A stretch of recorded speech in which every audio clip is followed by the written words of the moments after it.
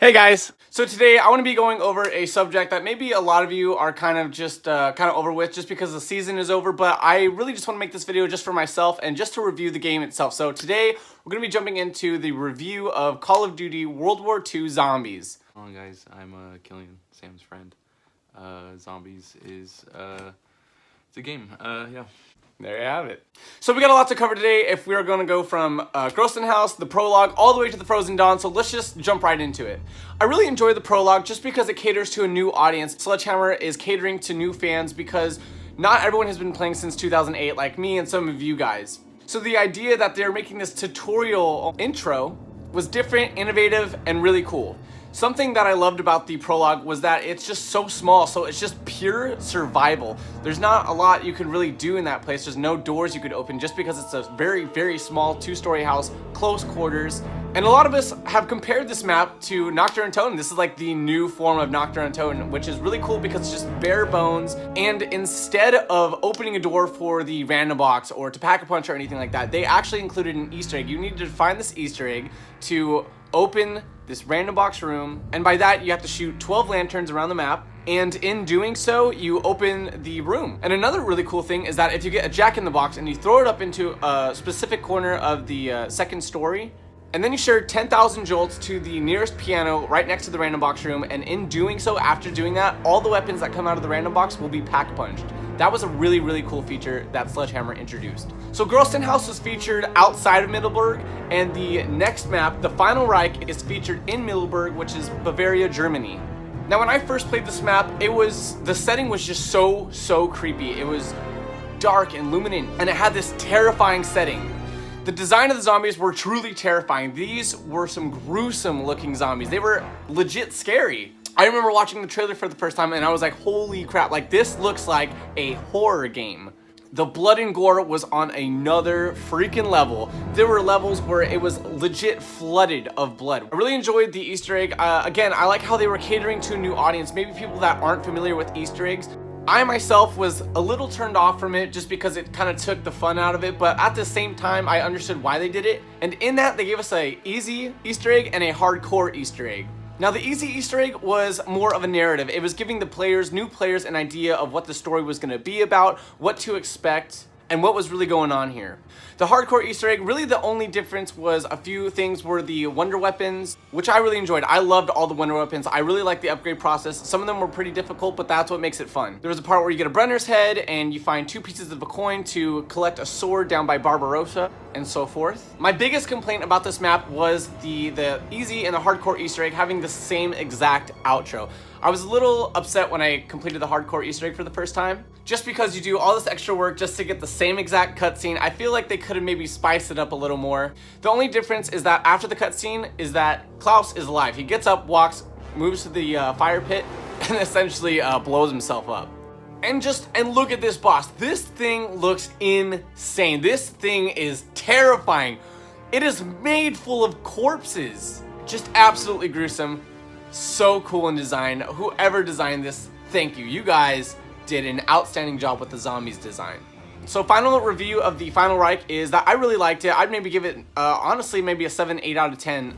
Now moving on, we have our first DLC. This is going to be the Darkest Shore. This takes place in Heligoland. I think I'm pronouncing that right. Forgive me if I'm pronouncing it wrong.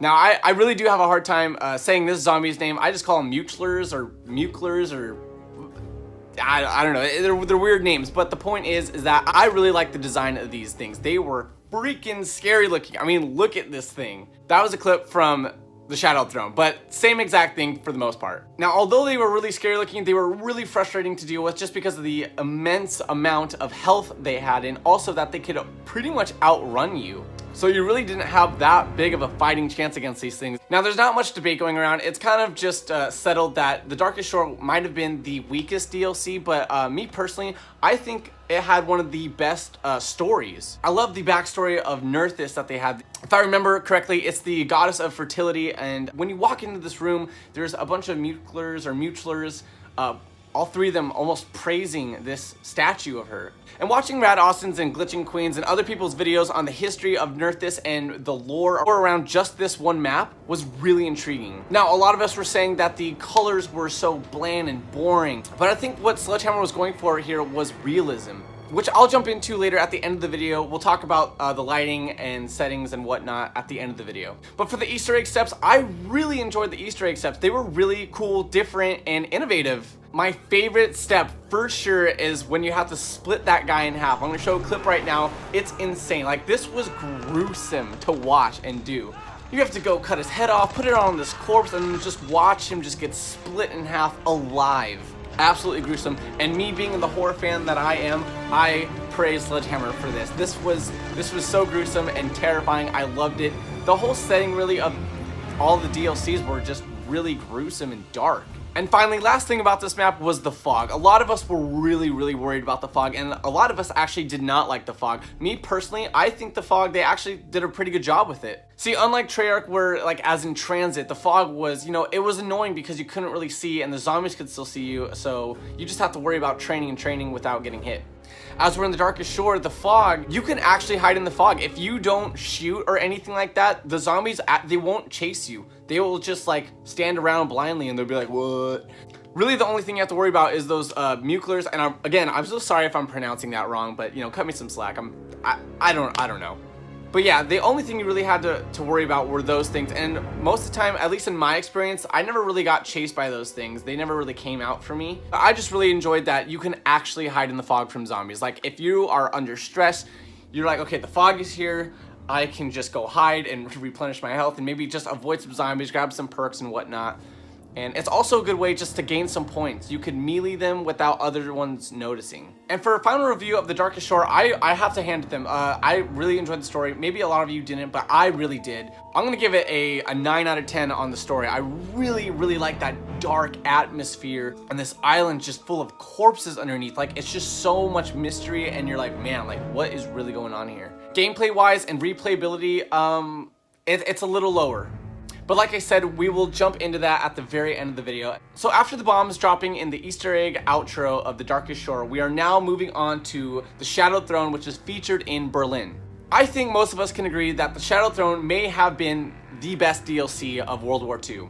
This is where they came out with new melee weapons, well, 3 melee weapons, and then 3 upgraded melee weapons. So 6 new melee weapons, including the 7th being the shovel, but you know, who cares about a shovel? Again, the atmosphere was amazing. I loved the atmosphere of the Shadow Throne. Walking out, you could hear these people screaming in the buildings. Even when you're unlocking doors, you can actually see soldiers being attacked by zombies. Right here, you can see that there's a dead woman on the bed, which also, may I add, was an amazing little Easter egg you can do just to receive a radio or a recording. And it actually scared me when I first did it. It made me jump. I was like, oh, shoot. I think the puzzles that they added for the Shadow Throne were great. The Morse code, that was a little annoying. I'll admit that the Morse code was like, okay, well, not all of us want to learn Morse code, but thankfully there were people on Reddit that narrowed it all down. So we could just go through trial and error and eventually get the right codes that we needed. I love the side Easter egg for the smuggler. I love that there was a side objective that you are straying away from the main objective.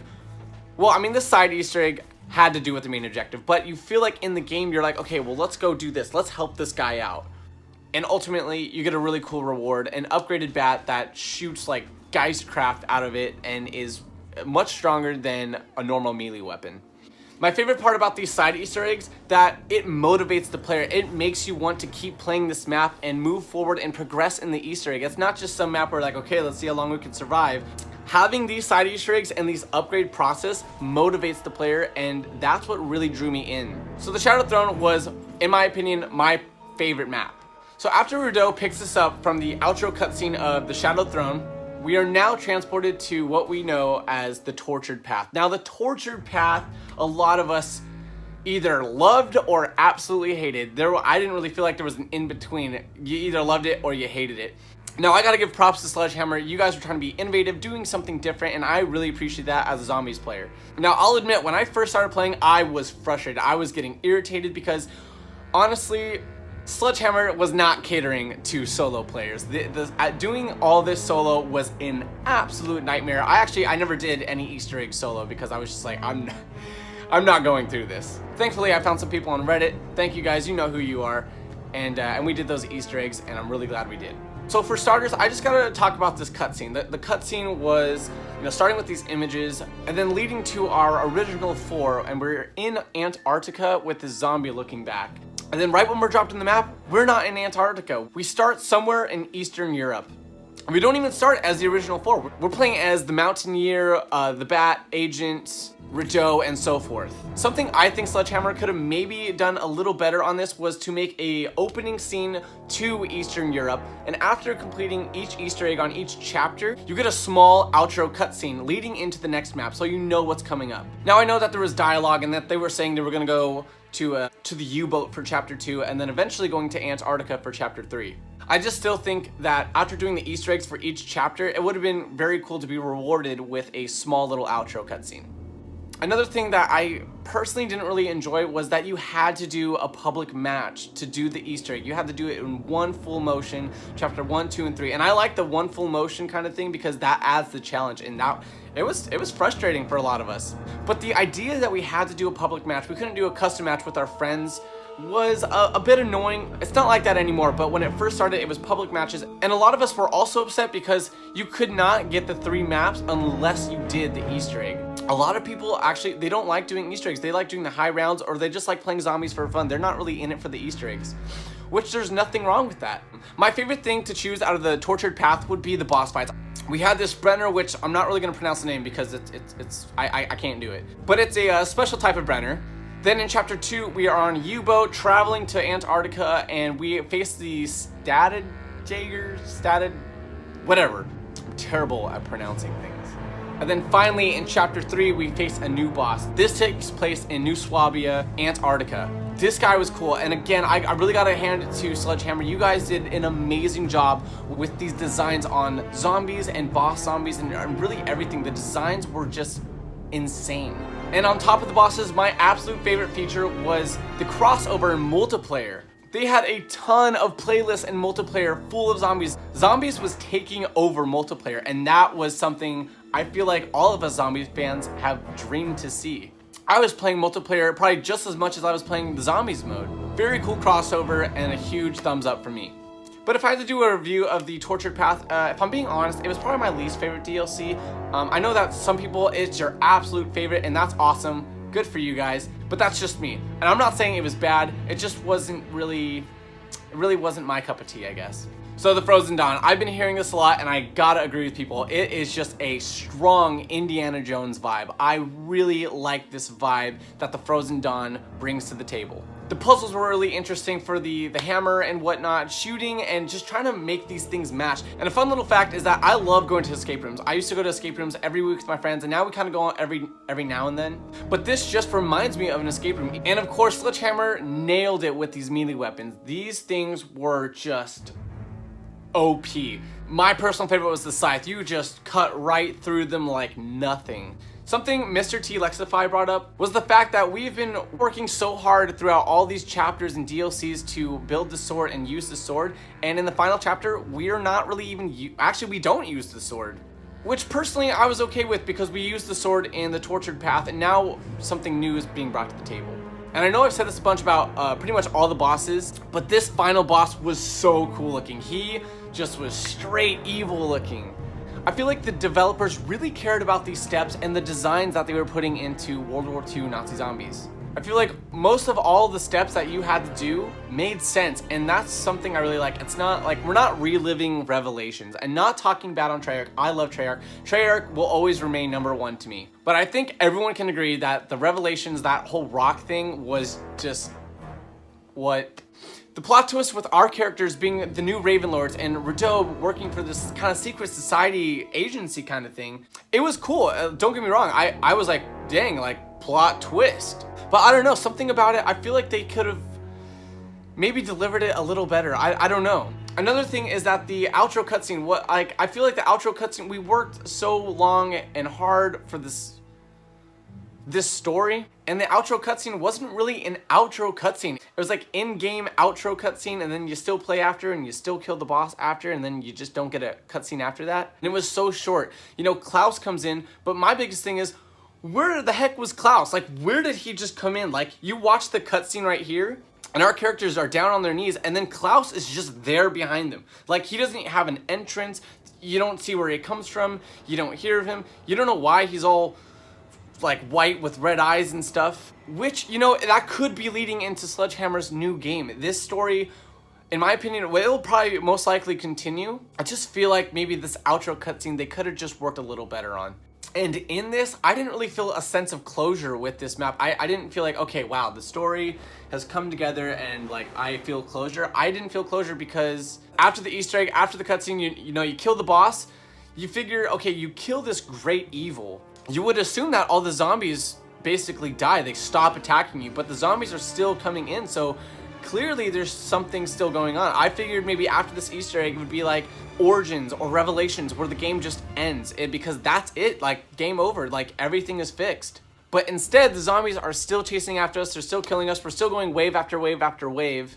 So clearly there's still something going on here that we don't know right now, but maybe we'll just have to figure out in the future. Now, jumping into my final thoughts, a lot of people all over Reddit, especially Reddit, because that's where I see a lot of things, is people are saying the lighting is dull, the lighting is boring, and you know what, I can honestly agree with you. The lighting really isn't like that crazy. Compared to playing Treyarch Zombies, that is eye porn. Like, eye porn? Yeah, eye porn. Like, those colors pop. It's so easy to play Treyarch Zombies. It's just because your eyes are just like, oh my gosh, the colors, it's beautiful. As for World War II Zombies, it's very dull. But you know what? The reason for that is because they were going for realism here. In real life, those colors aren't that vibrant. This is a more darker, more realistic setting, and I feel like Sledgehammer really nailed that. So for a lot of us saying that The Darkest Shore was so bland in color and it was boring, which I agree with you, it wasn't really that great in color at all. But what I gotta hand to Sledgehammer is that they were very realistic in the lighting. They were realistic in the beach setting with the fog and the rocks. And in my opinion, for the intros and the outros, those graphics were insane. That was impeccable graphics. It was just so realistic. You really felt like you were watching a bit of a movie. Now, is World War II Zombies replayable? What is the replayability value of it? Well, honestly, once I finished the Frozen Dawn, I just figured, okay, we're done. I did all the Easter eggs. I got all the trophies. I'm happy. And honestly, I don't think I'm gonna pick up the game that much. And that's not throwing shade towards Sledgehammer. I really enjoyed your guys' story. The story was amazing. I love the story. Cameron Dayton, you did a great job, and everyone on the team. But the replayability value, I don't know what it is, but something just doesn't really make me want to go back and be like, oh man, I could play this for days. But story-wise, I love the story. I like that it was more linear. It wasn't, you know, it's not gonna leave us confused for years and years to come. I loved the realism, and I know I've said that before, but I just gotta put it out there again. I really love the realism because it was very immersive and believable. And when I feel like a story is more believable and more real, you can connect with it a little more because they make it seem like this could have happened.